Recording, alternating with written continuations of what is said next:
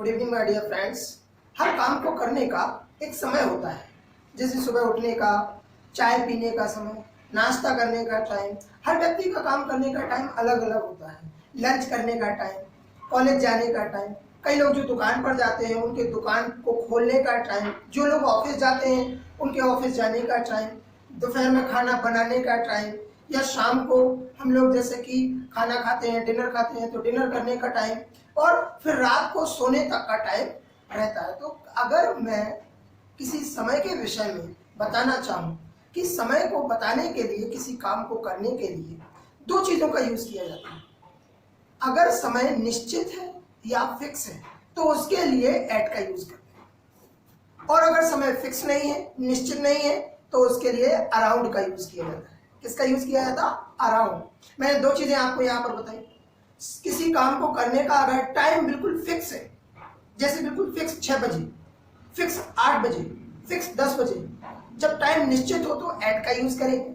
अगर टाइम निश्चित ना हो, जैसे 6:10, 8:05, 12:15, ये टाइम फिक्स नहीं है। और जब टाइम फिक्स नहीं होता तो उसको बताने के लिए अराउंड का यूज किया जाता है। किसका यूज किया जाता है? अराउंड।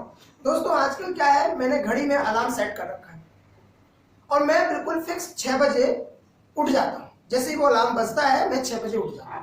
तो मेरा उठने का जो टाइम है बिल्कुल फिक्स है। उठने के लिए इंग्लिश में बोलते हैं गेट अप। मैं रोज 6 बजे उठ जाता हूँ, फिक्स है ये सुबह 6 बजे उठने का time. I get up at 6 o'clock। अब यहाँ पर मैंने एट का यूज क्यों किया? क्योंकि जो 6 o'clock है वो फिक्स है, और डियर ओ क्लॉक का यूज भी हम केवल उसी जगह करेंगे जब समय फिक्स हो। 5:30 बज रहा हूँ, 6:30 बज रहा हूँ, तो ओ क्लॉक का यूज बिल्कुल नहीं करेंगे। तो यहाँ पर दो चीजें ध्यान रखेंगे। टाइम निश्चित है तो एट का यूज करेंगे। तो अभी जैसे मैंने बताया आपको कि मैं 6 बजे उठता हूँ, I get up at 6 o'clock। मैं अगर चाय पीने की बात करूं, चाय पीना, अब कुछ वर्ड्स तो डियर आपको क्या है, डे टू डे लाइफ के आने लगे हैं। चाय पीने को इंग्लिश में बोलते हैं टेक टी। कई लोग 7 बजे पी लेते हैं, कई लोग 8 बजे पी लेते हैं। कोई टाइम निश्चित नहीं होता चाय पीने का। अगर मैं चाय 7:05 या 10 मिनट पर पी लेता हूँ तो मतलब लगभग 7 बजे की बात कर रहा हूँ कि लगभग 7 बजे सुबह चाय पी लेता हूँ।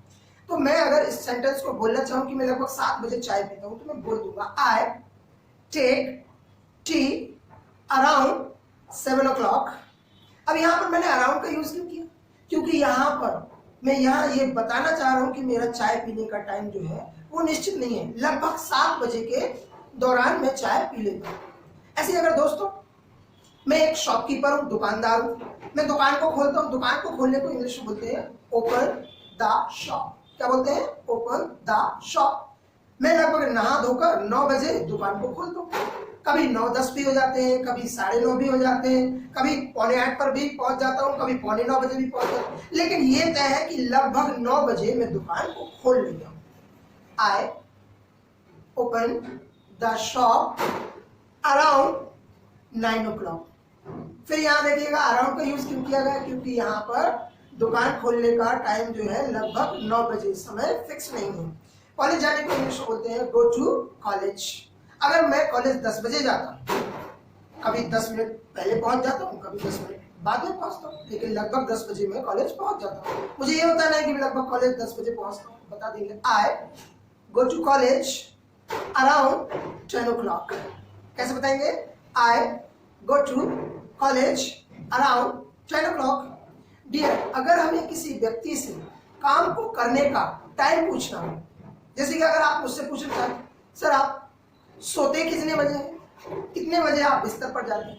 सोने के लिए एक वर्ड दिया है, वो है गो टू बेड। क्या बोलते हैं? Go to bed.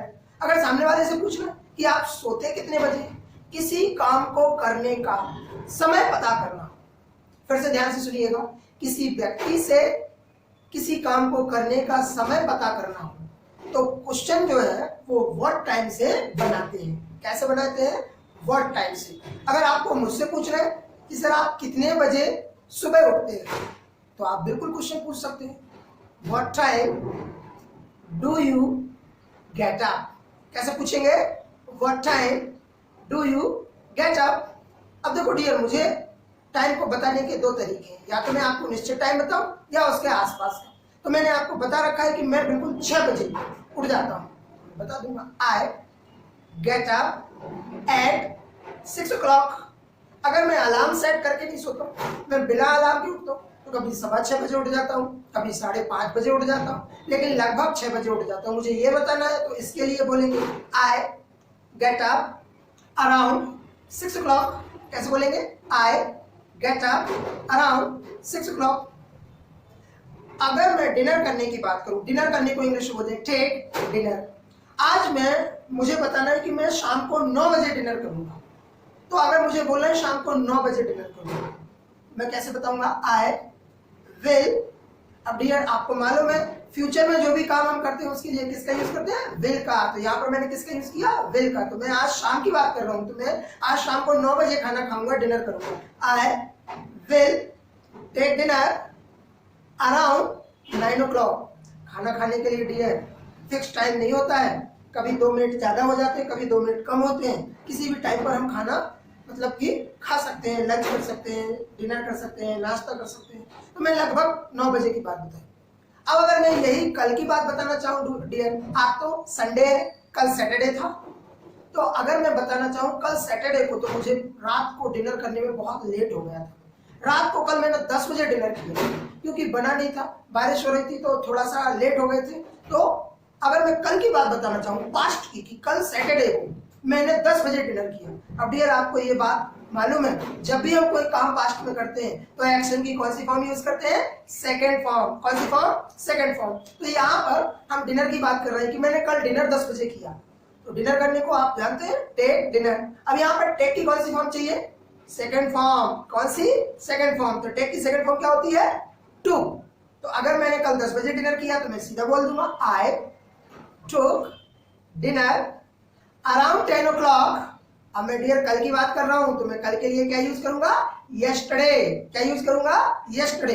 तो पूरा सेंटेंस क्या बोलूंगा मैं? आई टुक डिनर अराउंड 10 o'clock यस्टरडे। तो इस तरीके से मैंने अपना पूरा सेंटेंस कंप्लीट किया। अगर मैं कॉलेज जाने की बात करूं कि कल मैं कॉलेज सुबह 11 बजे गया, मुझे 11 बजे का टाइम बताना है कि मैं कल कॉलेज 11 बजे गया, तो मैं सिंपल बोल दूंगा आई, गो की second form went. Very nice. I went to college around 11 o'clock yesterday. सोने के लिए मैंने अभी आपको एक वर्ड दिया था, गो टू बेड। डियर, अगर आपको मुझसे पूछना है कि आज मैं कितने बजे सोऊंगा या कितने बजे सोने जाऊंगा, तो आप आज के लिए मुझसे क्वेश्चन कैसे बनाएंगे? शाम का क्वेश्चन है डियर, ये फ्यूचर का क्वेश्चन है आज। तो आप मुझसे विल से क्वेश्चन बनाएंगे कि मैं कितने बजे सोऊंगा। तो आप मुझसे क्वेश्चन बनाते वक्त कैसे पूछेंगे? What time will you go to bed today. कैसे पूछेंगे? What time will you go to bed today. अब देखो डियर, शाम को सोने का टाइम कुछ निश्चित नहीं है, लेकिन हाँ ये है कि लगभग 11 बजे मैं सोने चला जाता हूँ, मैं सो जाता हूँ लगभग 11 बजे।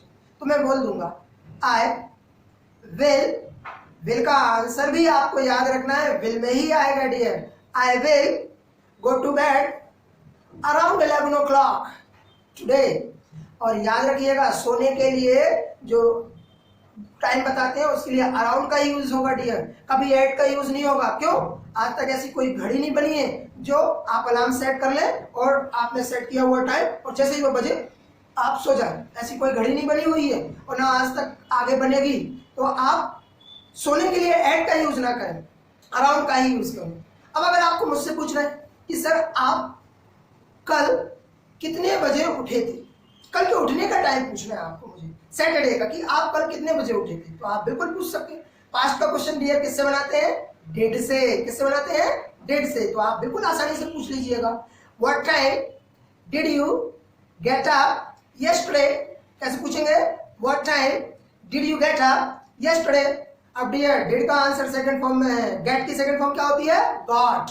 मुझे बताना है कल तो मैं 7 बजे उठा था, सुबह लगभग 7 बजे उठा था, तो मैं बता दूंगा I got up around 7 o'clock yesterday. जब आप एक्सरसाइज करें तो आप क्वेश्चन डू, डेड और विल तीनों से बनाइएगा ताकि आपकी प्रैक्टिस बेहतर हो। Thank you so much.